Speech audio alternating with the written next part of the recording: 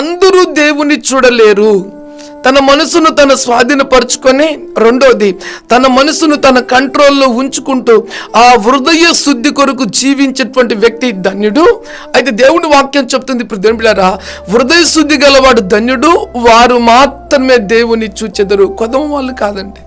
నీ హృదయంలో దేవునికి విరోధమైనది ఎప్పుడు ఏది ప్రవేశించినా కూడా నీవు దేవుని చూడాలంటే, దేవుని కార్యాలు చూడాలంటే, దేవుని కొరకు జీవించాలంటే ఎంత మాత్రం కూడా అది జరగదు, అసంభవం. ప్రియమైన బిడ్డలారా, ఒక మాట కూడా నేను మీతో స్ట్రైట్గా పంచుకోవాలి అంటే, దేవుని ఆరాధించేవారు ఆత్మతోనూ సత్యముతోనూ ఆరాధించాలని రాయబడింది. ప్రియమైన బిడ్డలారా, నువ్వు దేవునితో కనెక్ట్ కావాలి అంటే కూడా నీ హృదయము నీ మీద నేరారోపణ చేయకుండా ఉన్నట్లయితే నువ్వు దేవునితో అద్భుతమైన కనెక్ట్ కలిగి ఒక మంచి జీవితాన్ని జీవించగలవు.